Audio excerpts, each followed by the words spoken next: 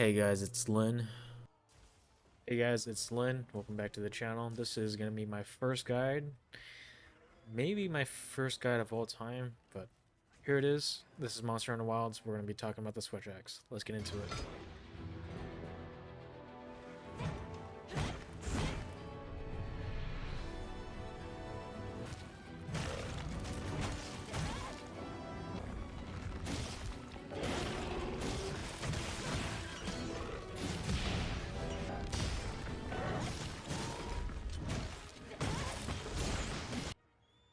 The Switch Axe has been one of my favorite weapons for a while now. I started playing Monster Hunter since Worlds, and since then, this is one of my main weapons that I use.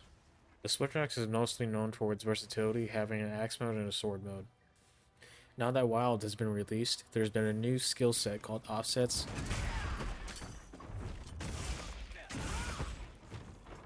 and counters.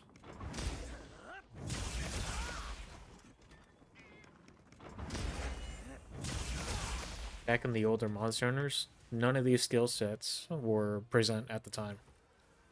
The thing that makes these moves completely different was because some of the weapons from the older games heavily relied on positioning and maneuvers. You couldn't counter or offset in the past games. Now that these skill sets have been released, they've made the Switch Axe a very, very aggressive weapon. So since we're still on the topic of counters and offsets, let's dive right into them.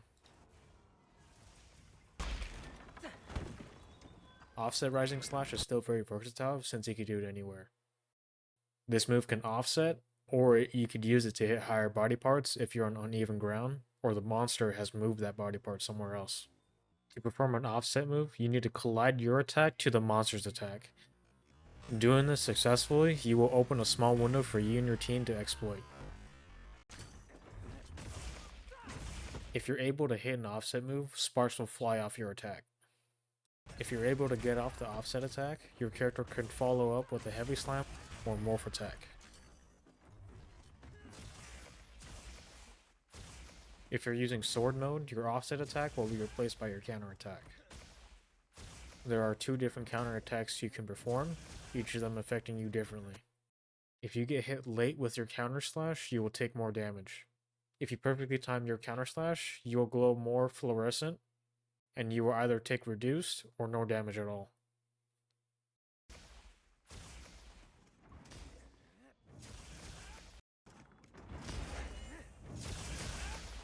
If the target you're fighting is aggroed, you need to play a little bit more passive.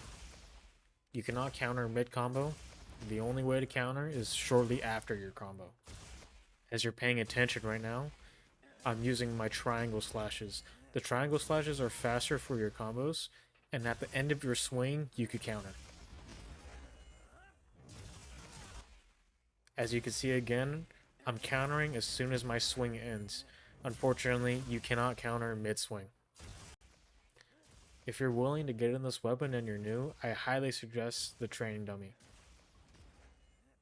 Learning both offset and counter is detrimental to learning this weapon.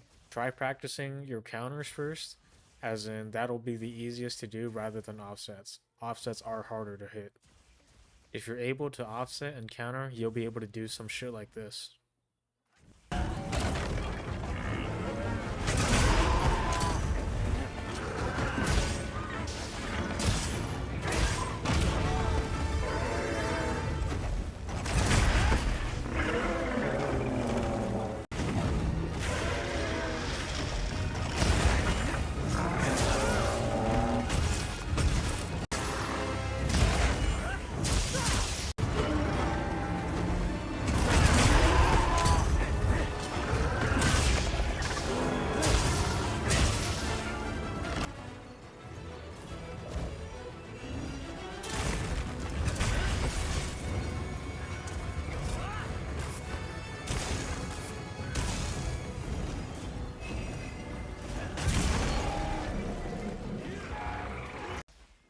Just to note, if you get back-to-back offsets, the monster will not go into a stun position.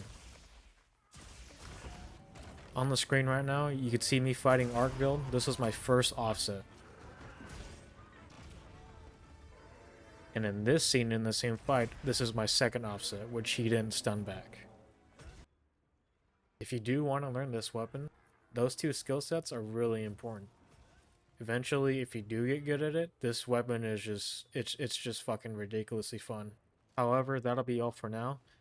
Maybe next video I'll go over spacing and combos. But until then, thanks so much for watching. I'll talk to you guys later.